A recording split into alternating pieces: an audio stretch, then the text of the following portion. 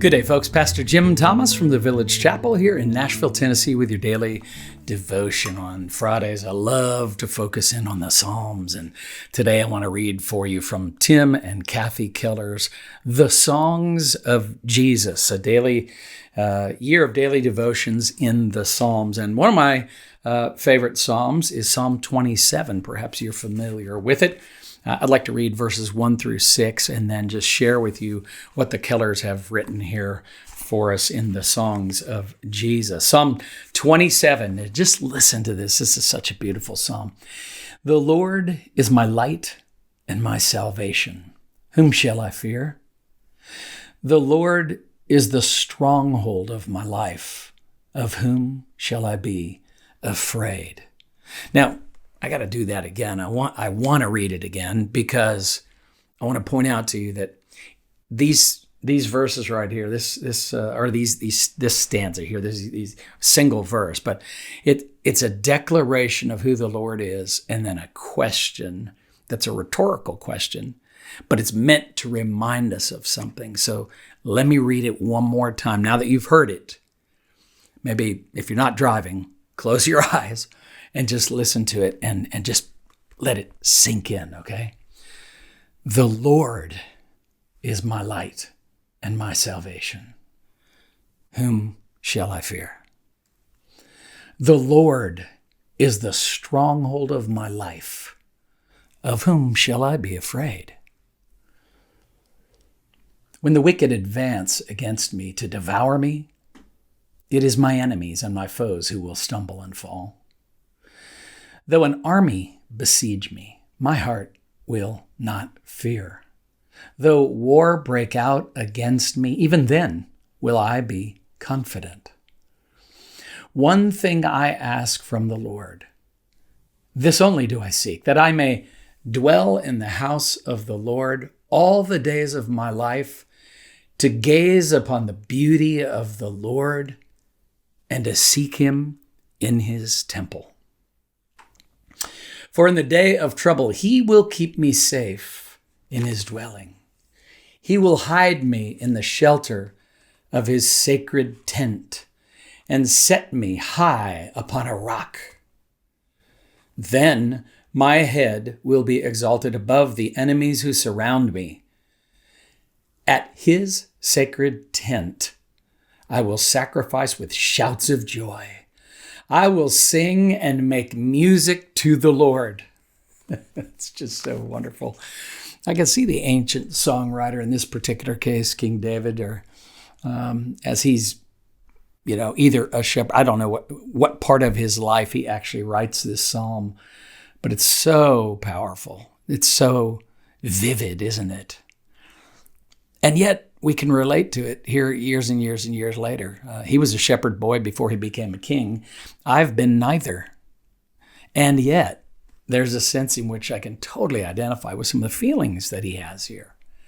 The need for a stronghold, the need to be protected from fear, the need to know that I belong to the Lord, that I can dwell with the Lord forever. All of that on full display here in Psalm 27, 1 through 6. Well, here's what the Kellers have to share on what they're calling the beauty of God. It's just a single paragraph and then a prayer, and I'll read that as our prayer to close out our day as well. But the Kellers say the beauty of God. Is there certain music that gives you deep joy? Is there a view or landscape that does the same? If someone says, "What is the use of that?" you answer that the music or landscape is not a means to some other end, but profoundly satisfying in itself. David's supreme priority is to gaze on the beauty of the Lord.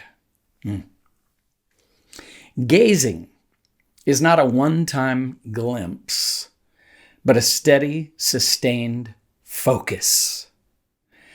It is not petitionary prayer, but praising, admiring, and enjoying God just for who he is.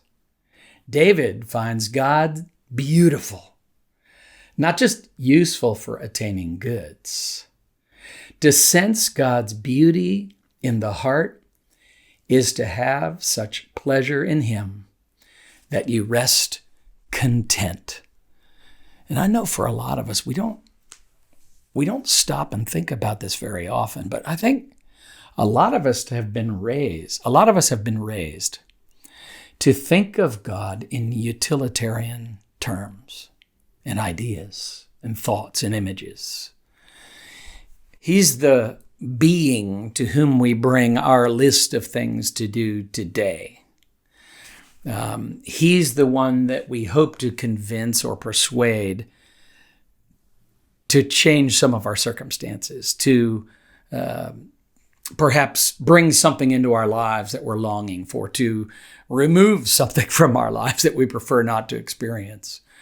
We might present to Him all of our supplications, all of our prayers, and yet He invites us to do that. That's so true. And King David will be one of the ones who will do that over and over and over again through the book of Psalms. But here, this psalm is about God. The Lord is my light and my salvation. Whom shall I fear? The Lord is the stronghold of my life. Of whom shall I be afraid? His gaze is on the beauty of the Lord. His eyes are fixed on the Lord. In New Testament terms, our eyes are to be fixed on Jesus, the author and perfecter of our faith. Wow. This is just really great. I think we have time to read that paragraph one more time. Is there certain music that gives you deep joy? Listen, there's a lot of music that gives me shallow joy, and I love it. I like to turn the music up loud. I'll tell you, when Kim leaves the house, I turn the music up loud. If you drive through our neighborhood, you'll hear my house about a block away because I turn the music up loud, even when I'm trying to study. I love loud music. I love it loud, and I love good music. And whether it's classical music or rock music or pop music, I don't care. I just love it loud and good. Is there some that gives you deep joy? Yeah, I would say that is true. And in this particular case, the answer is right here in Psalm 27. It's that music that doesn't point to itself. It points to the author of A440 itself, the one whose numerical A440, we borrow that when you songwriters write songs. You're borrowing bits and pieces of His creation to form some little collection of things that you call a song that you wrote. But it's really all His. And so we need to look not just at the signs, the signposts, which are the music, the vibration, all that stuff. We need to look to Him. This is beautiful. Yeah. And then when the wicked advance against me to devour me, then I'm so caught up with the beauty of the Lord that all of those shadows fall behind me. That's so beautiful. To sense God's beauty in the heart is to have such pleasure in Him, the Keller say, that you rest content. So if you're struggling with finding peace and finding rest in the midst of a world of turmoil and chaos and anxiety, which, let me just remind you that Shepherd Boy David or King David, both, whatever stage in his life he's writing from, he had turmoil, chaos, anxiety, lots of enemies against him. That's why we read about that all throughout the Psalms. But what does he do in the middle of all of that? He's lost all his creature comforts and he's out in the wilderness hiding in a cave. What does he do in the midst of all that? He turns his eyes, his gaze upon the beauty of the Lord. And to sense God's beauty in the heart is to have such pleasure in Him that you rest content.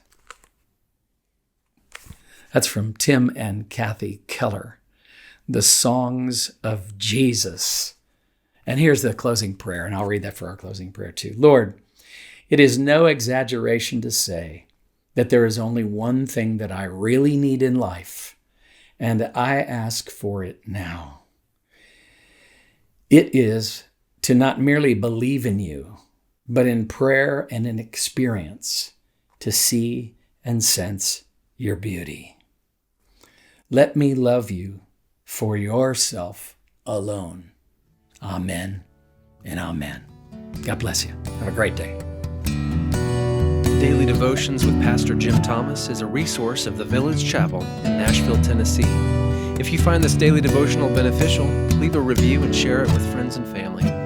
For more resources or to support our ministry, visit our website, thevillagechapel.com. Artwork for this podcast by Kim Thomas. Music by Phil Kagi.